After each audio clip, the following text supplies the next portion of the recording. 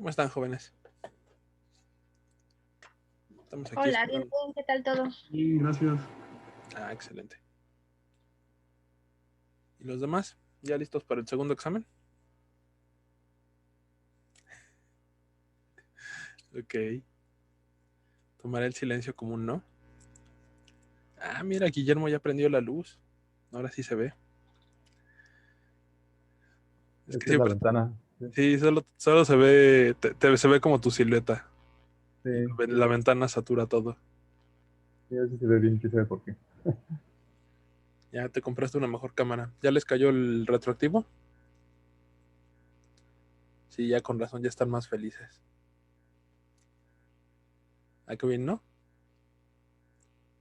Pues no sé, voy a revisar. Ok. Pues bueno.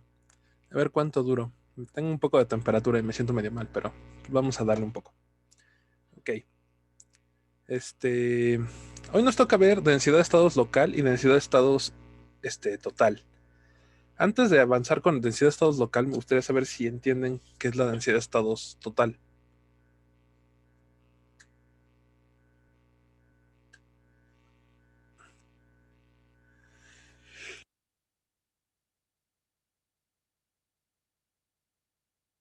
Ah, perdón, la gripe. La gripe loca del coronavirus. ¿Sí ubican qué es una densidad de estados?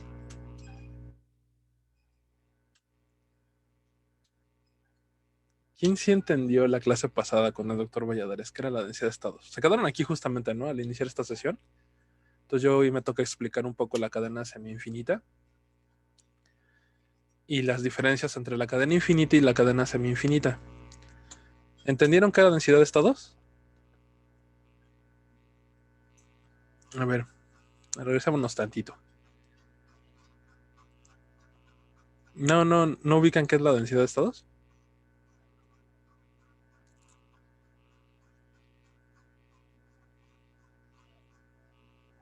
Nadie. Sí me escuchan, ¿no?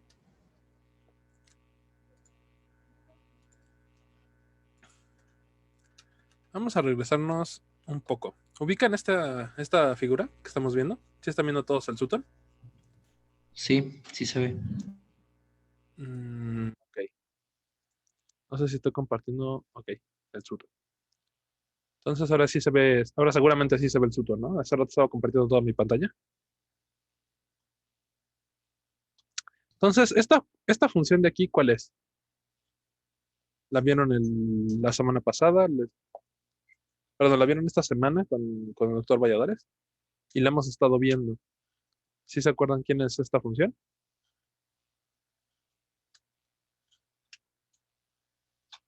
¿No?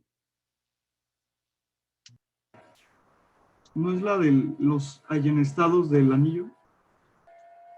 Los eigenestados del anillo. Ok. ¿Cuál es la función? ¿Alguien se acuerda? Alfa más 2 beta coseno de K. Ah, muy bien. Este es K alfa por A, ¿no? más 2 beta coseno de Ka. Entonces, ¿y esa para cuál es? Esa es la relación de dispersión para una, para un sistema en específico. ¿Cuál es? La cadena. La cadena. ¿Cuál de todas las cadenas? Porque vimos varias cadenas, ¿no? Vimos la cadena finita, vimos la cadena infinita. Bueno, el anillo. ¿Cuál es la diferencia entre el anillo y la cadena infinita? Las condiciones de... Límites. Los límites. Muy bien, ¿cuál límite? Que en la cadena, pues vuelve al inicio, ¿no? Se considera el átomo N. Mm,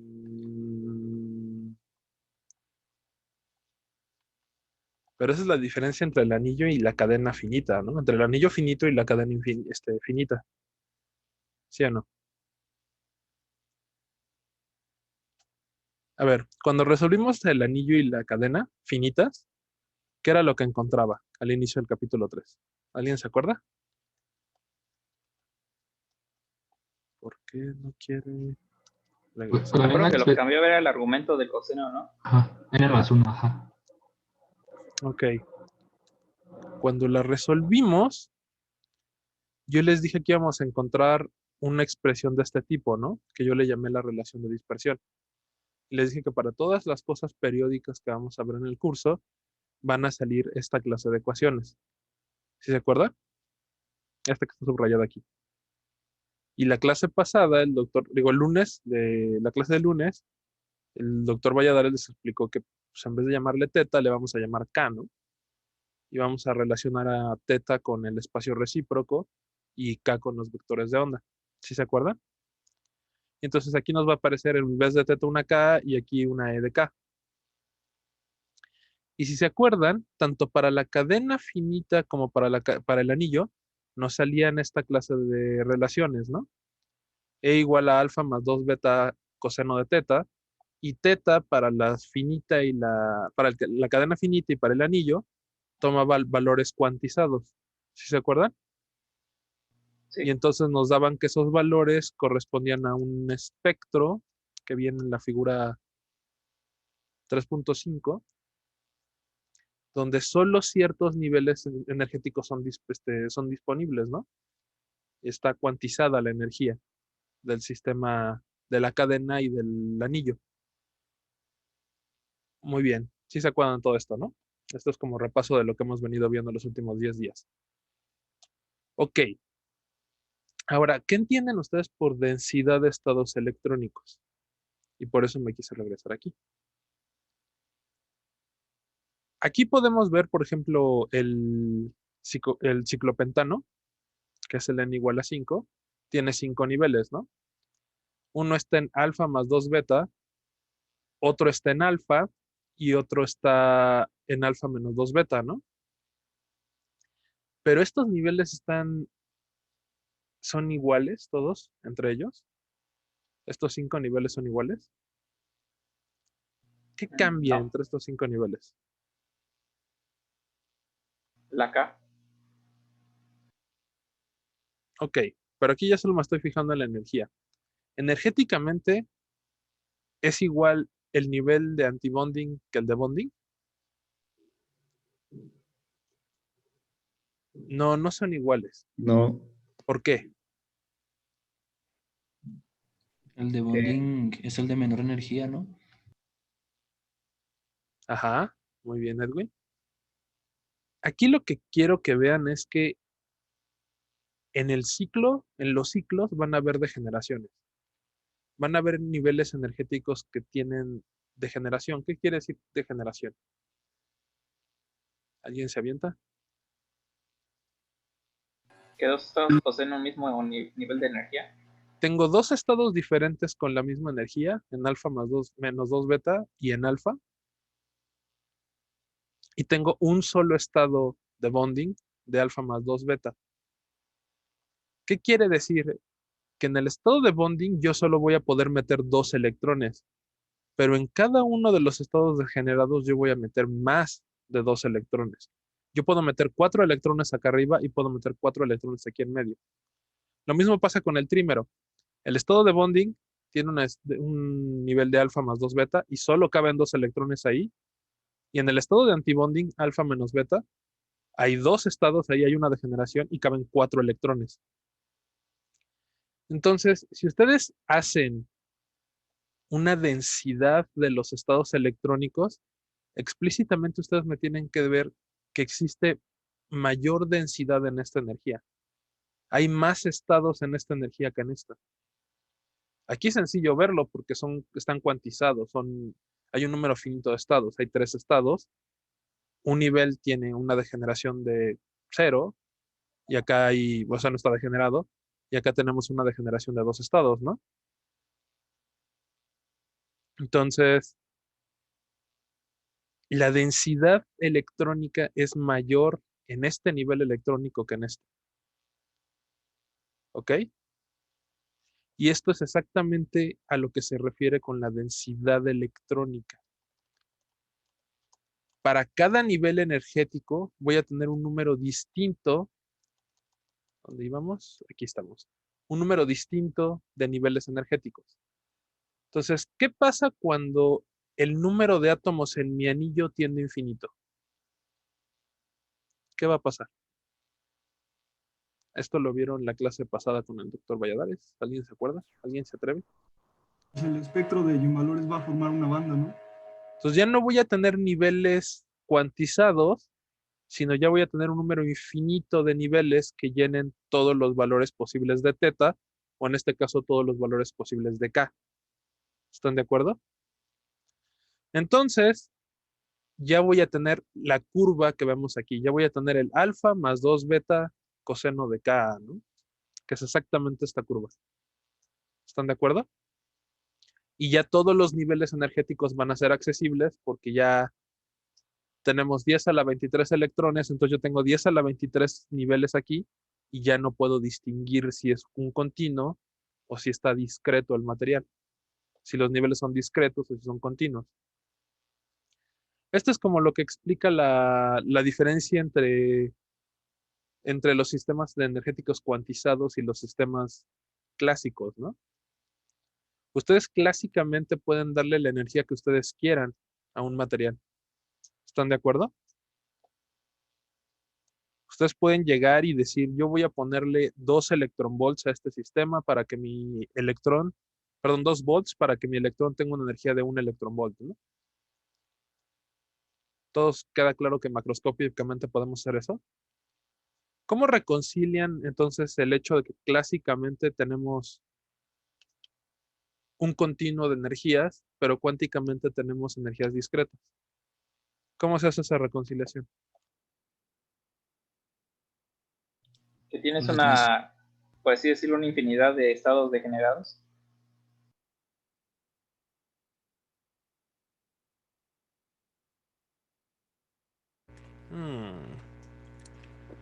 Por ahí va. Tiene que ver con esta gráfica justamente que está aquí, arriba en el anillo, la 3.8. Vamos a rezarnos rápido. Esta es la de la cadena finita, ¿no? Entonces, este es exactamente como lo representa esta idea Sutton. Conforme vamos agregando niveles, va a llegar un punto en el que tengo tantos niveles que mi barra de energías disponibles simplemente va a ser una mancha, ya no va a ser un conjunto de líneas discretas. ¿Ok?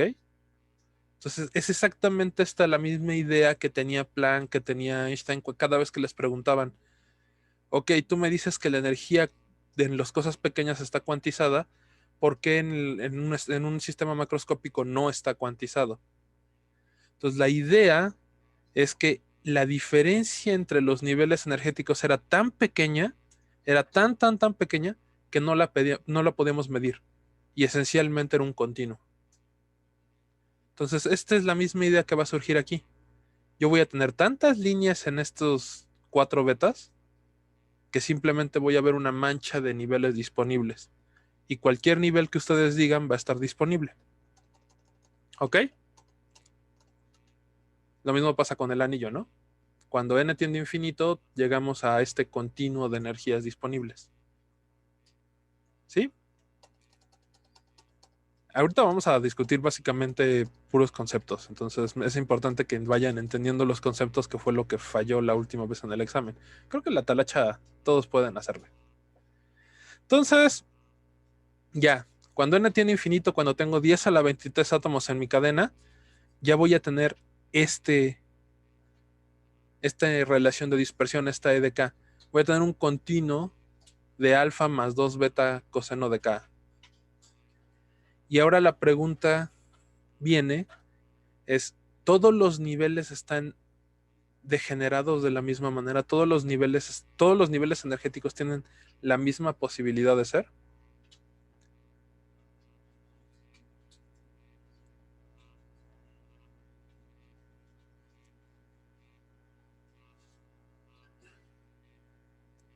¿Ustedes qué creen? A ver, Yo esto quería es que no. muy bien, Edwin. Tú dices que no. ¿Quién me dice que sí? Esto es una democracia, ¿no? ¿Quién vota porque no tienen la misma capacidad de tener ese nivel energético. Muy bien, También digo que no. Muy bien, Gaby, Edwin y Gustavo dijeron que no. ¿Y los demás? ¿Los demás piensan que sí? No. No. Yo también digo que no. Muy bien. Pero consideramos que estamos en el caso con n muy grande, que tiene infinito. N tiende a infinito, sí. Entonces, en esta gráfica yo tengo dos clases de valores. El primer valor que voy a tener es el valor de los vectores de onda accesibles, de las Ks. Y una de las cosas que vamos a suponer, y que de hecho se suponen hasta el día de hoy en DFT, es que el número de vectores de onda en el espacio recíproco es uniforme. La densidad de puntos en el espacio K es uniforme y están equidistantes unos de otros.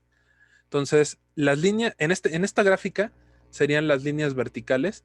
Esas líneas verticales son equidistantes y por tanto la densidad es uniforme.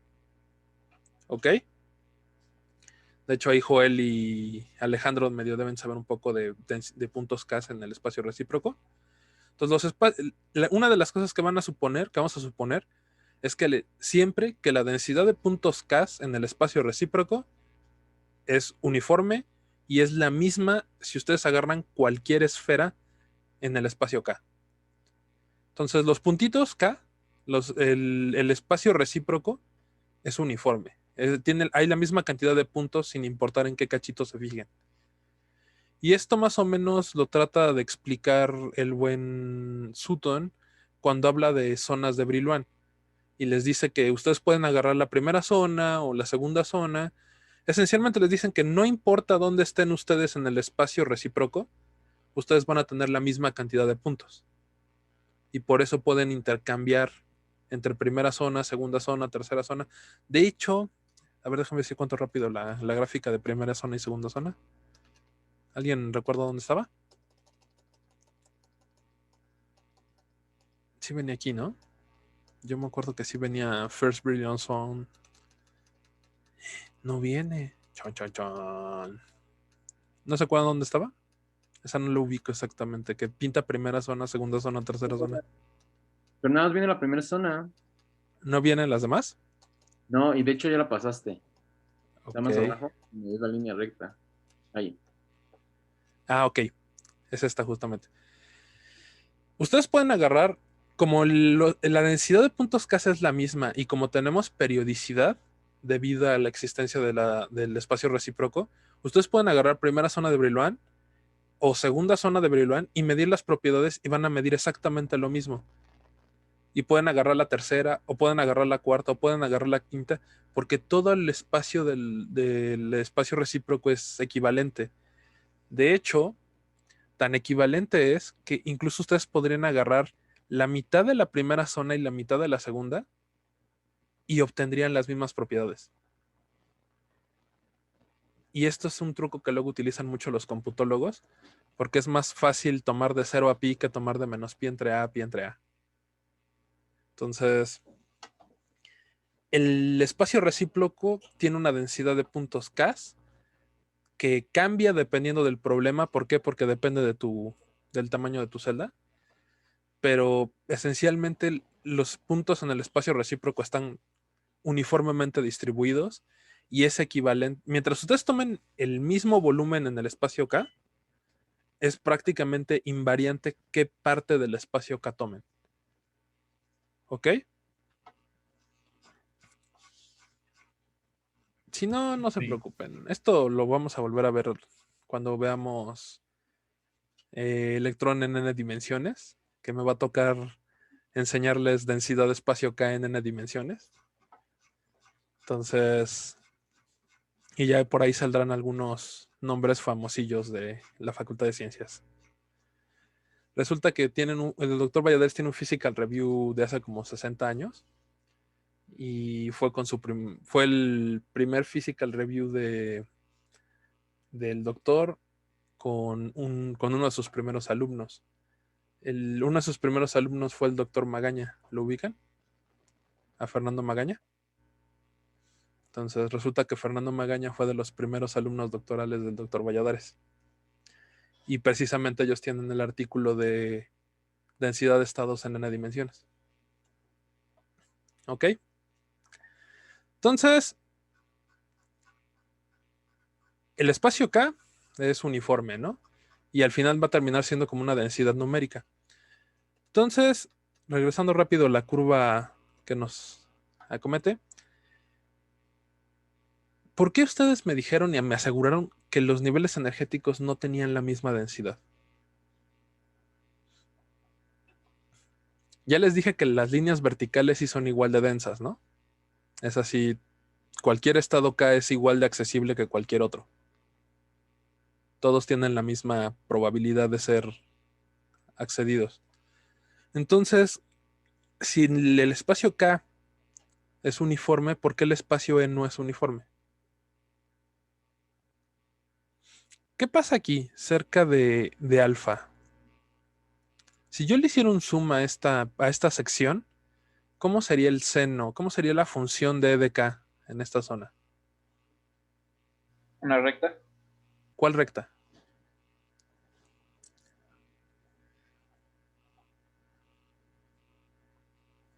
¿Su pendiente?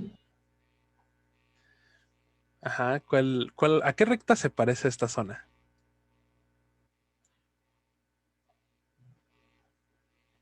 Aquí se parece mucho a la recta. Aquí esto se parece a un seno cerca del cero, ¿no? Esto es un coseno, pero aquí estamos en pi entre a, ¿no? Entonces en pi entre a se parece mucho al seno en cero. Entonces podemos sustituir el valor de coseno de k entre a, perdón, coseno de ka por simplemente el valor de k por a, ¿no? Entonces aquí esto, como bien dijo Alejandro, se parece a una recta. ¿A qué recta? 2 beta k. A esa recta se parece. ¿Ok? Entonces, ¿cuántos niveles energéticos son accesibles exactamente en E igual a alfa?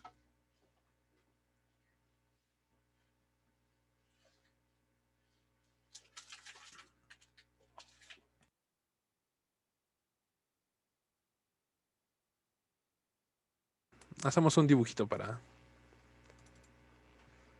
Muy bien. Entonces, tenemos aquí nuestro nivel alfa y la curva de E de K viene más o menos así, ¿no? Y les digo que esta se puede aproximar como alfa más 2 beta K en esta zona, ¿no? Y estamos cerca de pi entre 2a. ¿Sí, no? ¿Sí? ¿No? Entonces resulta que en este lugar el máximo número de estados accesibles es 1. O bueno, para incluir también al anillo infinito, tal vez 2. Tal vez haya 2 niveles degenerados aquí en alfa. Pero no podemos tener más de 2. De hecho, la mayor parte de las veces vamos a tener solo 1.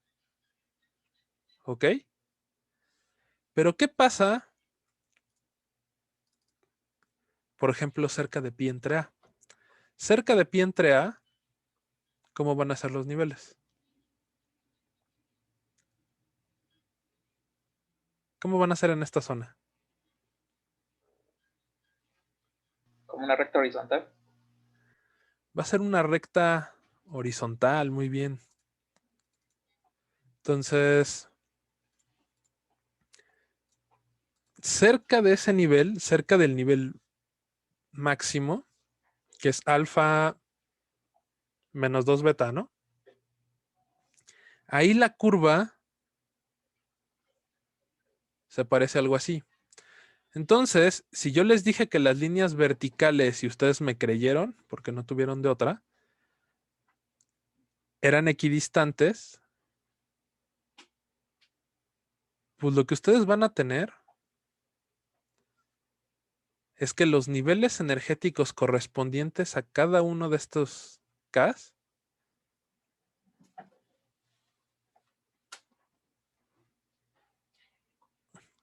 cada vez van a estar más llenos, ¿no?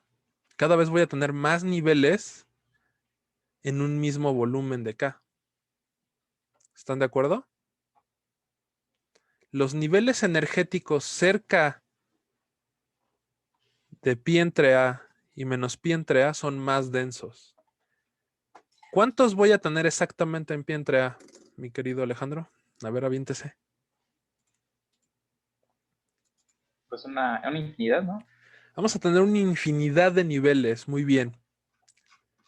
Que es exactamente lo que trató de explicarles el doctor Valladares en la clase pasada. ¿Ok? Y si no me creen, pues vamos a calcularlos ahorita. ¿Cómo se calcula la densidad de estados electrónicos?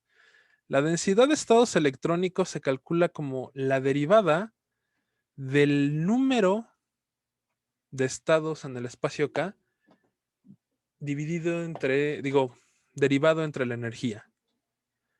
Entonces, para encontrar esto, lo que vamos a hacer es primero hacer una regla de la cadena y entonces calcular la densidad de estados en el espacio K respecto al espacio K multiplicado por la derivada del vector de onda K con respecto a la energía. Y bueno, por matemáticas de físico, esta multiplicación de derivadas es lo mismo que la razón de la densidad de puntos K en el espacio K entre la derivada de E de K respecto de K, ¿no? Como buenos físicos agarramos la derivada y la invertimos. Y entonces agarra y dice, pues la densidad de puntos K en el espacio recíproco la calcularon ustedes con el doctor Valladares, ¿no? Que es el número de átomos dividido entre el volumen del espacio K, que es 2pi entre A, ¿no? Entonces les queda simplemente n por A entre 2pi multiplicado por un 2. ¿Por qué multiplicado por un 2? ¿Por los electrones? Porque hay 2 electrones por nivel, ¿no? Sí.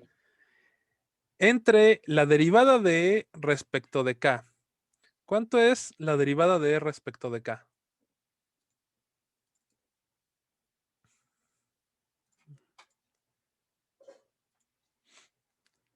¿Cuánto es la derivada de E respecto de K? Me fui muy arriba. Dejen borro eso.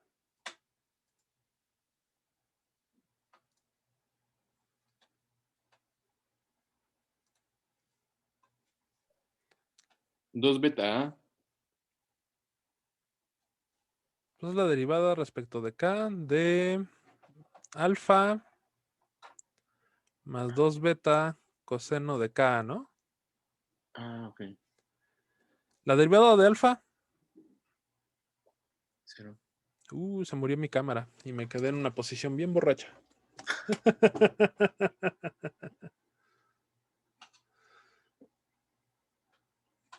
Ok. A ver. Déjenme compongo la cámara un segundo.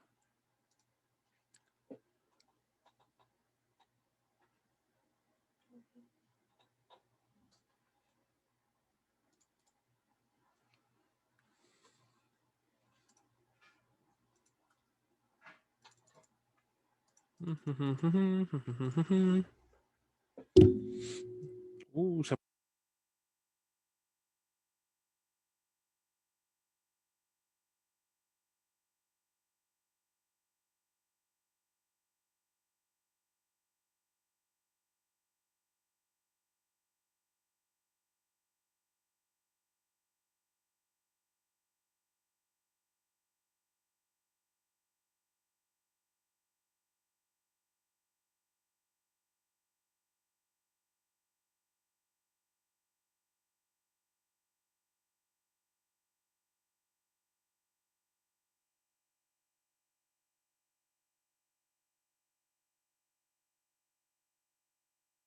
Bueno, sigamos en lo que se reinicia mi celular. Lo utilizo como cámara.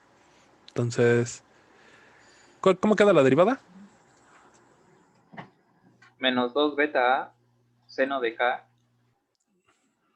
¿Menos? por la derivada de coseno.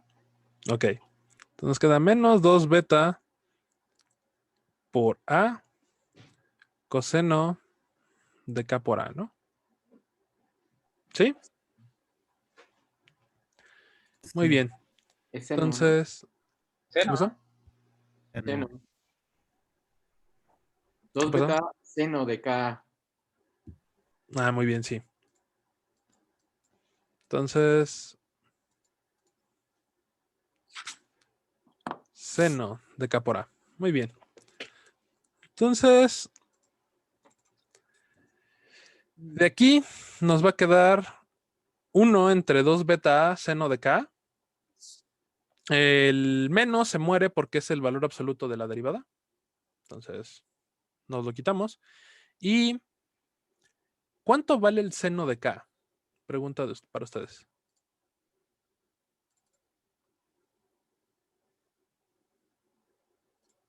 ¿Cómo puedo encontrar el seno de K? Estoy tratando de rellenar los pasos que se me brinca Sutton. ¿Cómo encontramos cuánto vale el seno de K en términos de la energía? Queremos encontrar la densidad de estados como función de la energía, entonces tengo que poner todo en función de la energía, ¿no? ¿Están de acuerdo? Entonces, ¿cómo encuentro el seno de K en términos de la energía? Vamos a hacerlo con otro color. Ustedes tienen que ¿cuánto vale E? Vale alfa más 2 beta Un coseno de coseno de K, ¿no? K. Entonces, de aquí, ¿cómo despejo coseno de K? Pues ya lo hicieron ustedes varias veces. Esto es lo que vale coseno de K, ¿no? Y de ahí, ¿cómo encuentro cuánto vale el seno de K? Pues podríamos elevar al cuadrado, ¿no? Y ya después sustituir el Elevamos al coseno. cuadrado, muy bien. Al cuadrado, ay, eso quedó horrible. Entre 2 beta, no, 2 beta no. 4 beta cuadrada, ¿no? Y esto es el coseno cuadrado de K. ¿Están de acuerdo? Pero eso no es lo mismo que 1 menos el seno cuadrado de K. Entonces yo puedo pasar el 1 restando, o mejor dicho, el seno lo paso del otro lado y el E menos alfa lo paso del lado izquierdo. Entonces nos queda que el seno de K por A es la raíz de 4 beta cuadrada menos E menos alfa al cuadrado. Todo esto a la 1 medio. ¿Están de acuerdo? Y el 4 beta cuadrada lo saco de la raíz como 1 entre 2 beta, ¿no? ¿Están de acuerdo? Sí. Y entonces yo puedo regresar y sustituir eso aquí. Y pues me queda precisamente lo que estaba escrito, ¿no? Me queda 4 beta cuadrada menos E menos alfa al cuadrado por la raíz, por un 2 beta arriba multiplicando, ¿no? Entonces el 2 beta se me muere con el 2 beta, el 2 se me muere con el 2, solo me queda NP entre 1 menos 4 beta cuadrada menos E menos alfa al cuadrado, todo eso a la 1 medio, ¿no? Entonces completamos el cálculo de la densidad de estados total para una cadena de n átomos cuando n tiende a infinito. ¿Están de acuerdo?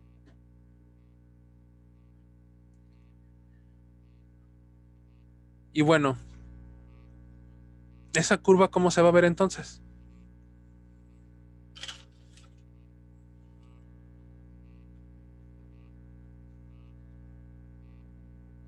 ¿Cómo se ve esa curva, jóvenes?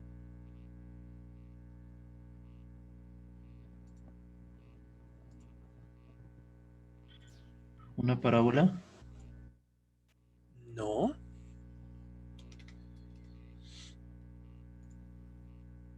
Tiene no dos es- asíntotas. Ajá, exactamente. Es exactamente esta figura que estamos viendo aquí, ¿no? Esta es la densidad de estados de la cadena infinita, del anillo infinito. Pero, como bien dice Alejandro, esto no es una parábola. Esto es 1 entre la raíz de E, ¿no? Entonces, cuando nos acerquemos al valor donde esto vale 0, esto va a tener una asíntota. Y esto va a valer 0 precisamente en E igual a alfa más 2 beta, ¿no? Y E igual a alfa menos 2 beta. Entonces, en estos puntitos que tienen aquí, ustedes van a tener una asíntota vertical. ¿Sí lo ves, Edwin? Sí, ya. Ok. Entonces, déjenme arreglo rápido mi cámara. Que si no salgo en el video, luego me dicen que me lo pirateé.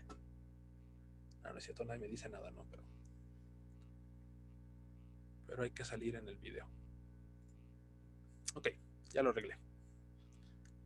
Si no se muere de nuevo. Y si se murió de nuevo. Bueno, será sin cámara el día de hoy. No creo que importe mucho. Ok. Pero esta es la densidad de estados total, ¿no? De la cadena infinita. Entonces,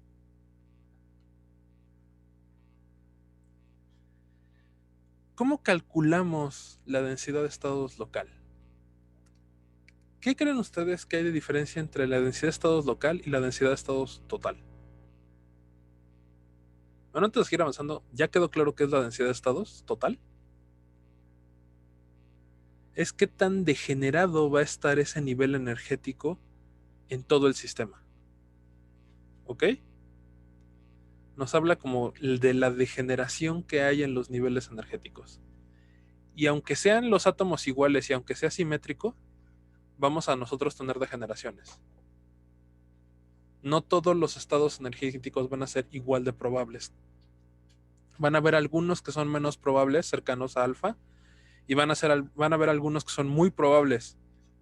Los del fondo de la banda y los del tope de la banda suelen ser los más probables, casi siempre. ¿Ok? ¿Sí queda claro qué es densidad de estados? ¿Sí? Nada más vi a Alejandro decir que sí, los demás están como pensando. ¿Sí o no, Gustavo? Ok. Ya 2 dijeron que sí, entonces. Por transitividad, si 2 dicen que sí, todos dijeron que sí, ¿no? Están buenas esas extrapolaciones de los profesores. Ok. Entonces, ahora, ¿qué es la densidad de estados local? La densidad de estados local va a ser qué niveles energéticos van a ser accesibles para cada átomo. ¿Ok? Cada átomo va a tener solo ciertos niveles accesibles. ¿Están de acuerdo? ¿Sí les suena esto posible? Entonces, y aquí viene una gran brinco cuántico del buen Sutton, agarra y dice, si ustedes están en una cadena infinita o en una cadena con una n muy grande, pues en sí cada átomo va a ser indistinguible a los otros, ¿no? Cada átomo es igual al de al lado.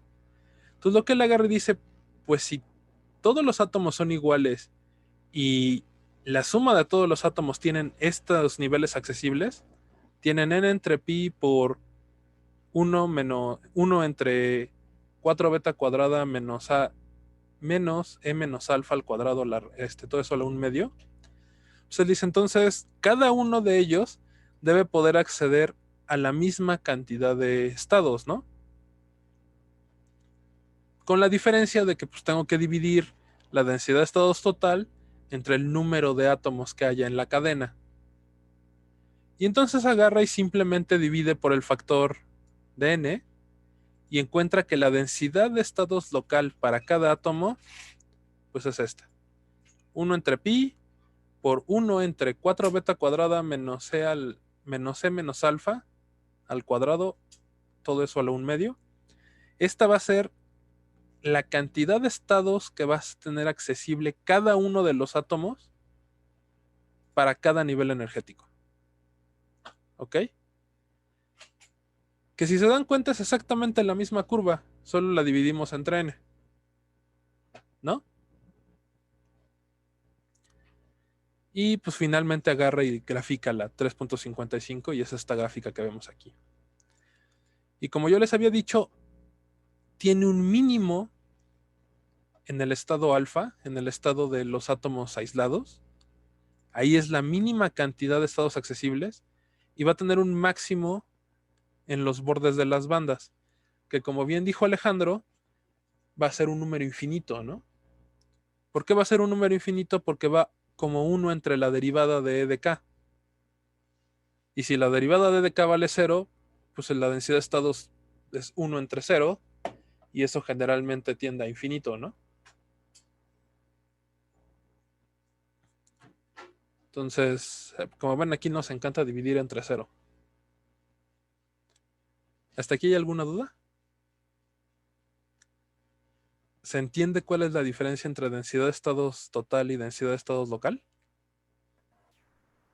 Y siempre la densidad de estados local va a ser igual a la densidad de estados total entre n. No. No, ok. Ok. De hecho, por eso me tocó ver este tema. Esto solo es cierto porque todos los átomos son equivalentes. Pero no siempre todos los átomos van a ser equivalentes. ¿Ok? Y para demostrarlo esto de una manera in extremis, el caso extremo contrario, dice, vamos a resolver la cadena semi-infinita, que es como el límite entre una cadena finita y una cadena infinita, ¿no? Entonces, la cadena finita, pues ya vimos que tiene estados localizados. Y la cadena infinita ya vimos que tiene una E de K y que tiene una densidad de estados que tiene infinito cerca de los bordes de la banda y que es mínima en el centro de la banda. Entonces, ¿cómo se resuelve la cadena semi-infinita? ¿Cómo la resolverían ustedes si se las pongo en el examen?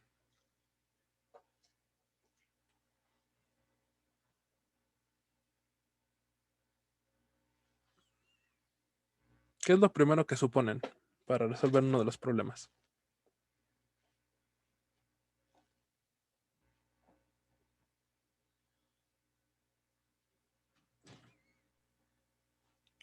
Chan, chan, chan. Se los voy a poner en el examen, ¿eh? ¿Qué es lo primero que hacen para resolver el problema? Me estoy regresando porque hay una lista de pasos que tenemos que seguir, ¿no? Pues primero es suponer que tienes una base completa, ¿no? ¿Dónde estaban los pasos así numerados? Pues lo primero, suponen que tienen una función de onda, una orbital molecular, que es la combinación lineal de orbitales atómicos, donde el factor de combinación es del tipo E a la IJ teta, ¿no? Es una función de onda de Bloch.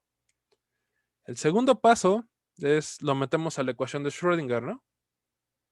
Y obtienen la ecuación de este estilo. El tercer paso es multiplicar por un vector P, por un átomo, una función de un átomo P arbitrario. Y entonces obtienen una ecuación de este estilo, dividen entre E a la IP teta y obtienen la relación de dispersión. ¿Sí se acuerda? De aquí pues ya sustituyen los valores de la matriz hamiltoniana, que para todos los demás átomos, a partir del segundo en adelante, todos van a tener CJ-1 por beta más alfa CJ más beta CJ más 1 igual a E a la ICJ, ¿no? ¿Sí? El primero va a ser diferente. ¿Cómo resuelven rápidamente el problema? Hay una manera difícil de hacerlo y es suponer que el primer átomo no tiene frontera y entonces resolver cada átomo de manera individual. O la manera inteligente es suponer que hay un átomo cero y ponerle un C0 y hacer que todas las ecuaciones ya sean iguales y tener una sola ecuación secular. ¿Cuál ecuación secular? Esta ecuación secular, ¿no? ¿Sí le están viendo?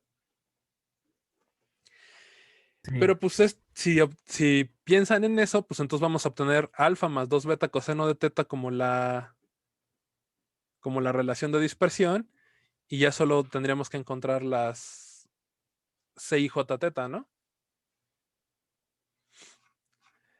Pero van a llegar a que todos menos el primer átomo van a tener la misma solución que la cadena infinita.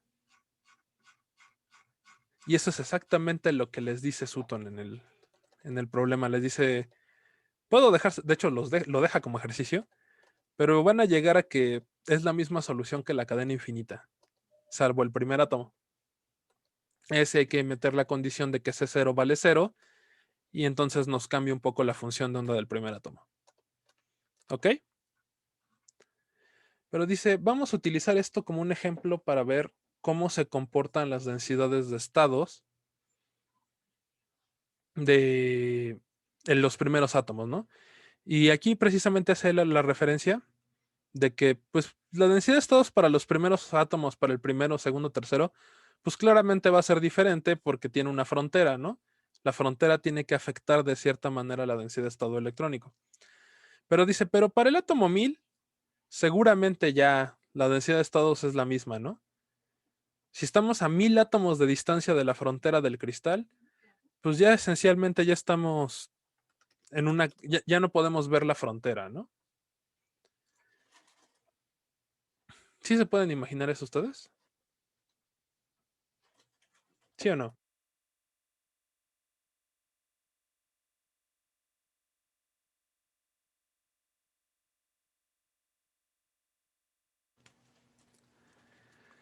Ok, entonces ¿hasta aquí hay alguna duda? ¿Pregunta? O sea, esencialmente les estoy diciendo que lo que les deje de tarea, pues les va a salir lo mismo para la semi-infinita y para la infinita, salvo salvo la primera ecuación, ¿no? La primera ecuación va a cambiar, y si la primera ecuación cambia, pues esa va a alterar de alguna manera a los primeros vecinos. Pero en general, para el átomo 3, 4, para el quinto, pues ya deberemos tener básicamente la misma solución que la cadena infinita, ¿no? Entonces, él agarra y dice, ok, la densidad de estados local de alguna manera tiene que estar representada por la localidad de cada átomo, por la proyección de la función de onda del orbital molecular sobre cada átomo. ¿Y cómo se calcula la proyección? ¿Sí se acuerdan?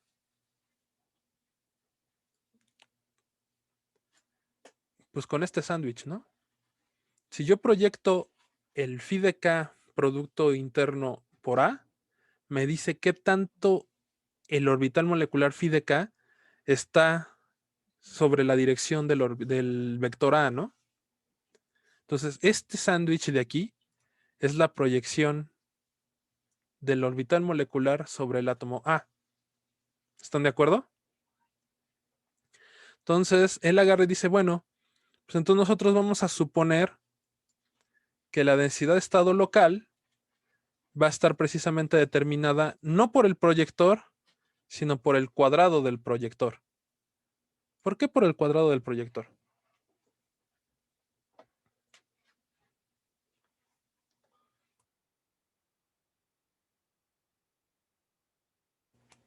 ¿Qué pasa cuando ustedes suman, cuando ustedes hacen esta suma?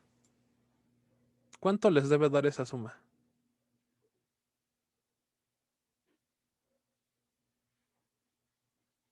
En general, en mecánica cuántica.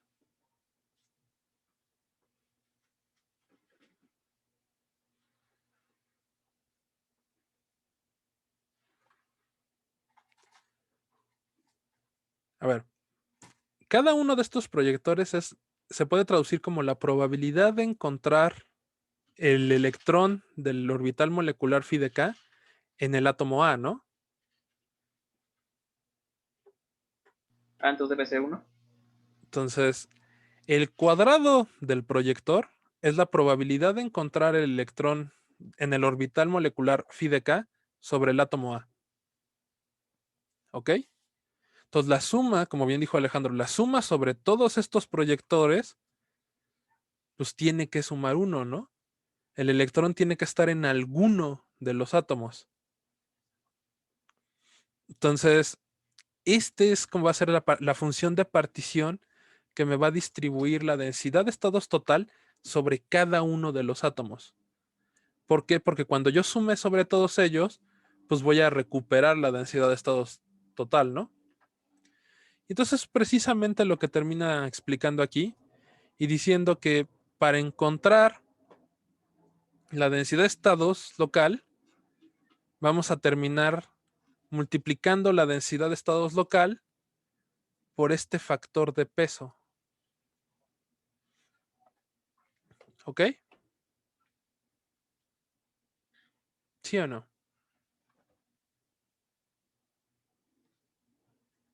¿Sí? ¿Hasta aquí vamos bien? Muy bien. Sí. Y aquí, como bien dijo el buen Alejandro, pues si estas son la probabilidad de encontrarlo sobre cada átomo, pues la suma sobre todos los átomos, pues me tiene que dar 1, ¿no? ¿Ok? Y entonces agarra y introduce las funciones de onda. Las funciones de onda van a ser de este tipo, que es la solución para la cadena infinita o para el anillo cuando n tiende a infinito, ¿no? Que es 2 entre n más 1, la raíz, por la suma de cnkja por el jésimo, ¿no? Esto lo encontramos por ahí de hace 2 semanas, ¿no? No me acuerdo si fue la semana pasada, pero esta es la función de onda. Muy bien. Y luego dice, vamos a encontrar la densidad de puntos en el espacio K. Y pues la densidad de puntos estaba dada por mpi entre n más 1 por a, ¿no? Todo esto lo encontramos la semana pasada. ¿Sí se acuerdan? Y entonces agarra y dice, pues vamos a proyectar sobre el primero. Vamos a ver cómo es la densidad electrónica del primero. Entonces, cuando yo multiplico sobre mi orbital molecular y lo ensanguicho con el primero, pues me va a quedar el sándwich 1J, ¿no? Y esa es la delta de Kronecker 1J. Por lo tanto, solo nos va a quedar el término cuando J vale 1. Y eso es precisamente lo que pone aquí el buen Sutton, ¿no?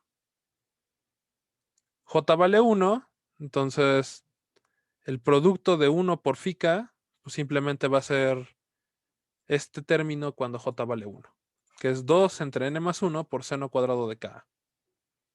¿Están de acuerdo? Y ahora pues vamos a hacer la densidad de estados, ¿no?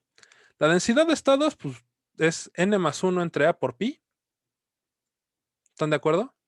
Que es qué tan cerquita están los vectores K. Y luego la e de K. ¿Cuánto valía la derivada de la e de K? Pues Menos 2 beta a seno de K. Menos 2 beta a seno de K. La acabamos de calcular, ¿no? Entonces, con el valor absoluto me quito el menos y me queda esta ecuación de que está acá abajo. ¿Sí o no? Y entonces, pero esta es la densidad de estados total. Yo quiero calcular la densidad de estados local para el primer átomo, para ver qué diferencias hay, para contestar la pregunta del buen Gustavo, ¿no? De si siempre iba a ser solo dividir entre n. Entonces, acaban de decirnos el buen Sutton que pues para encontrar la densidad de estados total, pues yo tengo que multiplicar la densidad de estados, la densidad de estado local, debo multiplicarla por la densidad de estados total por el proyector que acabamos de calcular acá arriba, ¿no?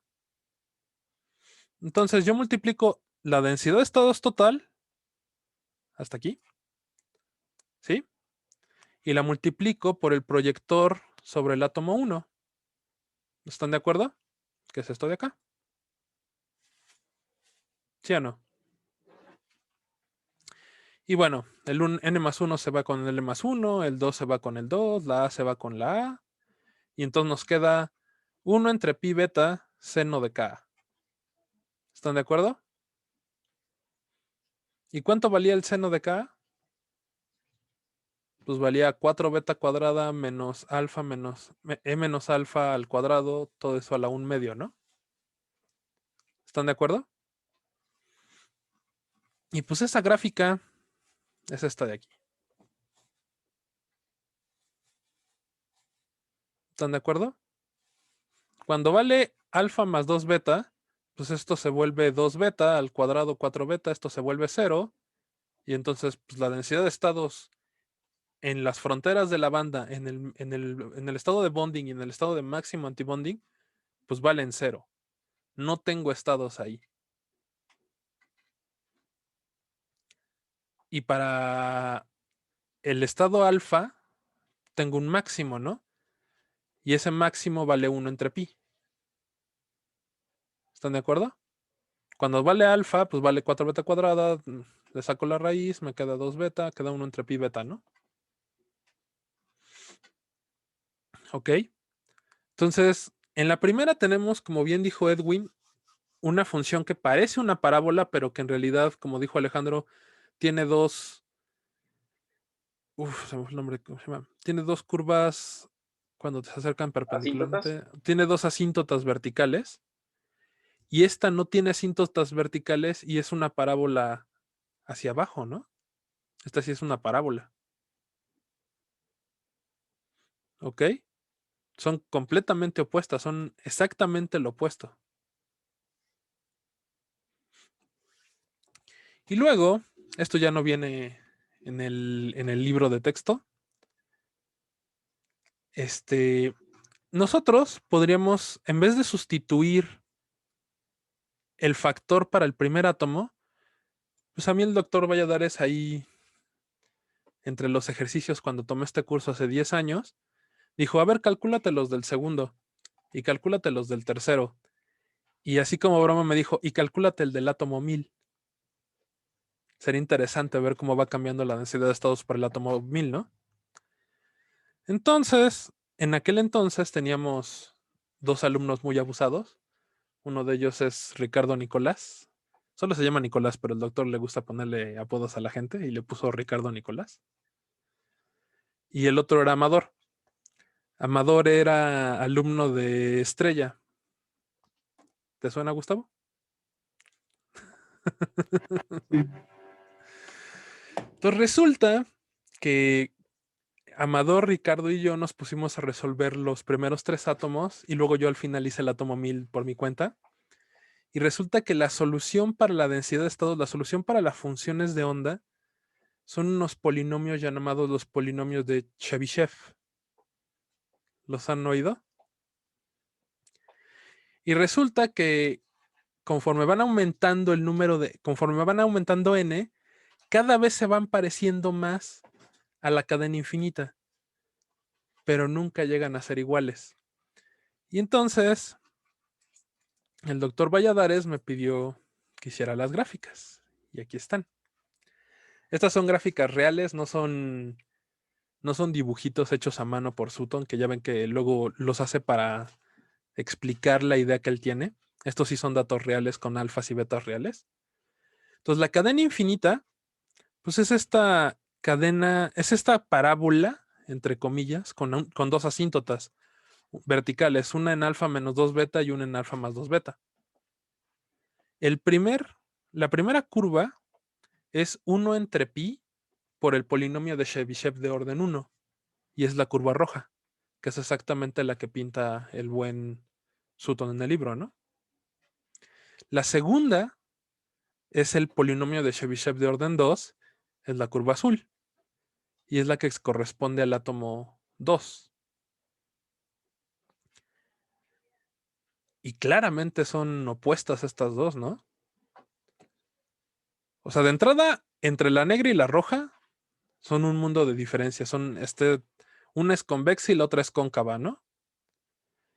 Pero entre la del primer átomo y la del segundo también hay una gran diferencia. Resulta que la azul es bimodal. Y esto va a tener con algo que vamos a ver en las próximas semanas, que se llama teorema de momentos. Entonces resulta que al ser una función bimodal, su segundo y cuarto momento van a estar alterados y van a ser completamente diferentes a la primera, que es unimodal. ¿Y cómo creen? Sí las están viendo, ¿no? No estoy hablando en chino. ¿Sí están viendo las curvas? Y luego resulta que hicimos el átomo 3, el átomo 4, Y aquí les grafico el átomo 50.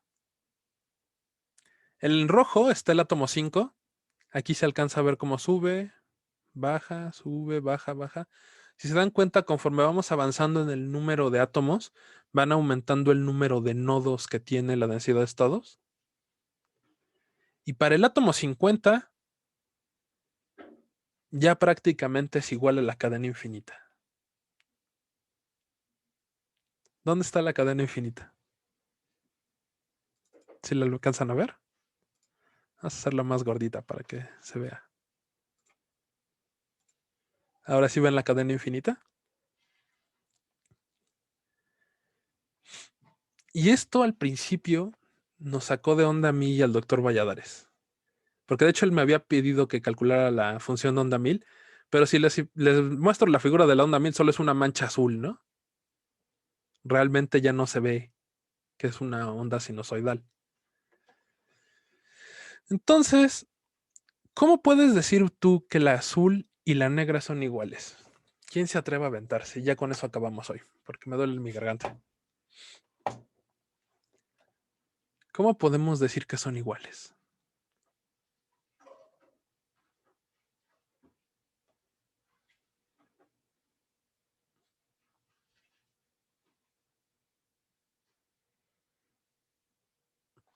A ver, regresémonos rápido a la de la 1 y la 2. ¿La 1 y la 2 se parecen a la cadena infinita? Pregunta para ustedes. Y aquí, ¿la 5 se parece a la cadena infinita? Vamos a ponerla también gordita para que se vea. ¿La 5 se parece a la cadena infinita? Un poco, ¿no? Se va pareciendo un poco más, ¿no? Cuando nos vamos acercando a alfa más 2 beta, tenemos estos brincos hacia arriba, pero finalmente caen hasta abajo, ¿eh? Aquí no se graficó del lado derecho por cuestiones del software, pero de este lado sí cae hasta cero. Todos los polinomios de Chebyshev caen a cero en la frontera. Pero como que ya empieza a tener más parecido, ¿no? Y para el átomo 50, pues ya se parece todavía más, sube más, ¿no? Todavía. Y para el átomo 1000 se parece todavía más, sube más. Y más, y más, y más, y más, y más. Pero tenemos esta clase de ondulaciones extrañas, ¿no? ¿Cómo me pueden ustedes explicar que esta clase de ondulaciones no las podamos medir cuando una experimental viene y mide la densidad de estados?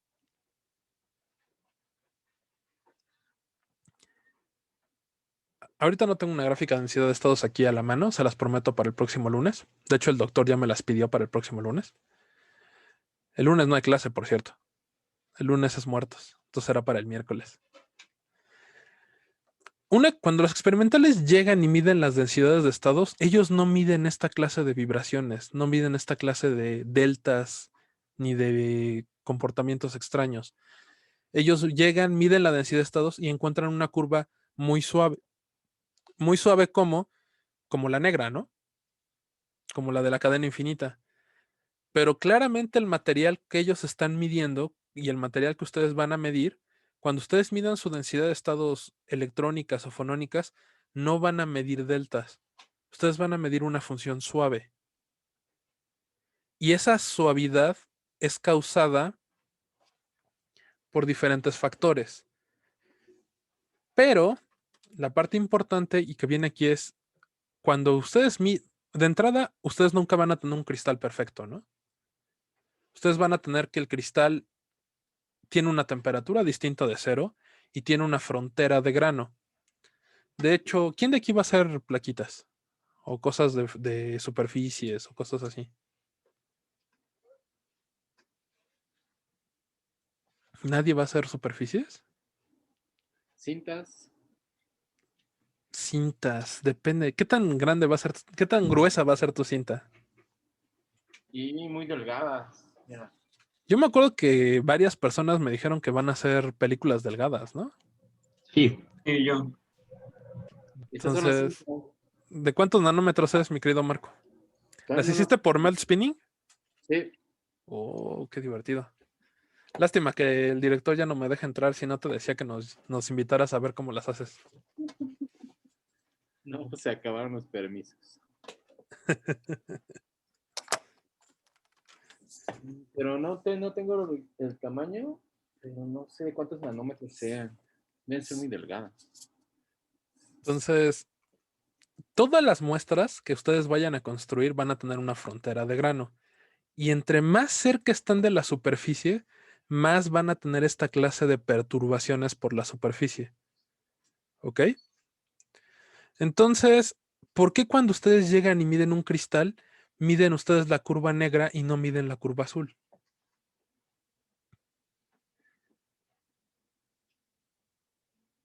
¿Están de acuerdo que todos los materiales que ustedes van a trabajar y todos los materiales reales tienen superficie? Entonces, ¿por qué para el átomo 50, que en teoría ya debería ser igual al cristal perfecto, yo tengo la curva azul en vez de tener la curva negra? ¿Por qué la experimental no lo mide? Tiene que haber una respuesta, ¿no?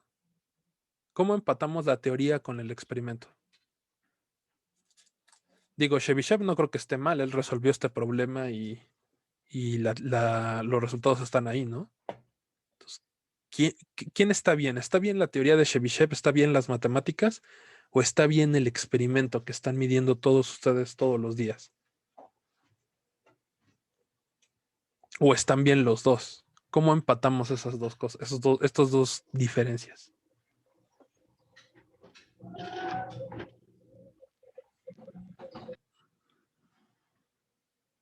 ¿Quién vota porque Chebyshev está bien?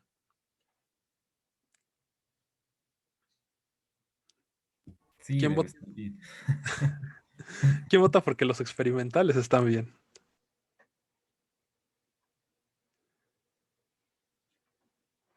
A veces los experimentales se equivocan o nos podemos equivocar. Uy, ya, ¿cómo se ve que Joel es teórico, eh? Luego dijo, no, fichas experimentales, se equivocan todo el tiempo. No, es cierto. Es cierto que todos nos equivocamos, ¿no? Pero estos polinomios de Chebyshev ya están bien comprobados, los deducimos cada semestre volvemos a obtener el mismo resultado. Entonces, matemáticamente no puede estar mal. Si ustedes me dijeran que un experimental midió la negra y yo supiera que el resultado es la azul, agarraría y diría, pues qué experimental tan chafa, ¿no? Pero si todos los experimentales están midiendo la negra y todos los teóricos están calculando la azul, ¿cómo empatamos estos dos resultados?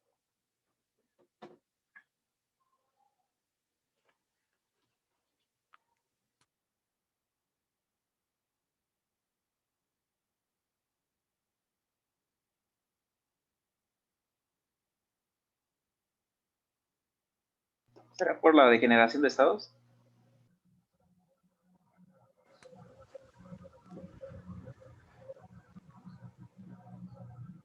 No. Yo lo veo como el valor promedio de la función o del polinomio. Muy bien. Tienes una mejor idea, Kevin. Si te das cuenta, el valor promedio, si yo agarrara un cachito, ¿qué cachito? Un cachito chiquito. Si yo agarrara un clásico, un delta y un epsilon como el buen cálculo, si yo agarrara un delta, agarrar un cacho y yo integrara la función negra y la función azul, me va a dar lo mismo. ¿Por qué? Porque el triangulito faltante de una sección, pues está en la sección de al lado, ¿no? Entonces, si yo integro en una sección, ambas funciones me van a dar lo mismo. Y resulta que eso es exactamente lo que hace un equipo experimental. Un equipo experimental no te mide la función punto a punto. Todo equipo experimental tiene una punta, tiene un área de contacto, tiene un área donde está midiendo, tiene una superficie en la que se está midiendo la propiedad y tiene un error de medida mínima. Tiene un error en la energía, tiene un error en el X, tiene un error en el área. Y ese error está sacándome un valor promedio de la propiedad que estoy midiendo en esa área, en ese rango de de energías, ¿no? Me está promediando todas las energías alrededor de esa área. Entonces, eso es precisamente lo que está haciendo. Está sacando la integral promedio, como bien dijo Kevin, alrededor de un área muy pequeña. ¿Por qué el experimental entonces no está midiendo el área azul? Perdón, ¿por qué no está midiendo la función azul? Pues porque su dispositivo tiene un error tan grande que le es imposible detectar esta clase de variaciones. Y el promedio entre el azul y la negra, perdón, el promedio de la función azul con un histograma lo suficientemente grande, pues es la función negra. Y de esa manera reconciliamos la teoría de lo que están resolviendo los teóricos con las medidas experimentales que están midiendo los experimentales. Entonces no resulta que están bien los experimentales o que están bien los teóricos. Resulta que los dos están bien bajo las medidas que ellos pueden medir. ¿Cómo podríamos medir entonces efectos de superficie teniendo un aparato más preciso, con unos errores menores, con una punta más fina, con unas deltas más pequeñas en la cantidad de energías que yo puedo ir midiendo? De esa manera sí podrían entonces encontrar la curva azul. ¿Ok?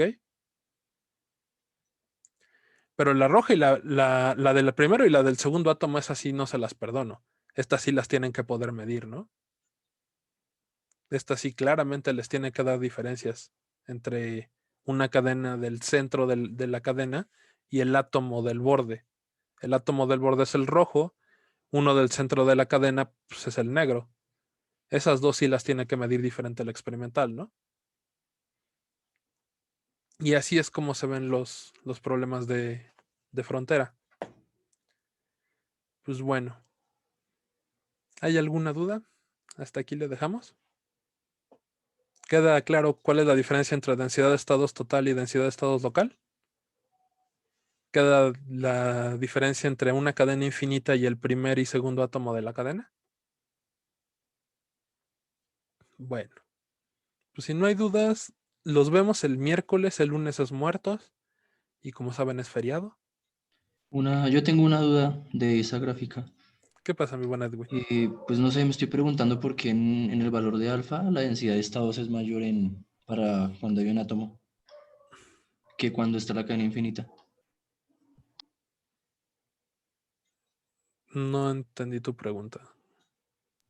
O sea, si nos basamos en el valor de la energía alfa, Ujú. ese puntico asociado a la densidad de estados para la cadena infinita es menor que el que tiene asociada la línea roja, ¿sí? Ujú. Entonces no sé eso, o sea, qué se refiere a La que sea menor. negra es el promedio de... La negra es el promedio de todos los estados, ¿no? Entonces, Ajá, hay algunos estados como el segundo átomo que en alfa allá. vale 0. Entonces, para que te dé un promedio distinto de 0, pues algunos de ellos van a tener que estar por arriba, ¿no? Ajá, sí, ya. Sí, la vi. ¿Ok? Ujú, sí. Bueno. ¿Alguna otra duda? ¿No? Bueno, pues entonces nos vemos el miércoles, jóvenes. Que tengan un bonito puente. No se vayan a descontrolar con la beca, ya sé que ya les depositaron. Si se van a descontrolar, mejor cómprense algo bonito. No se vayan a ir de pachanga y luego se terminen matando en Acapulco. Esa sí es una historia real, ¿eh? Y sí pasó.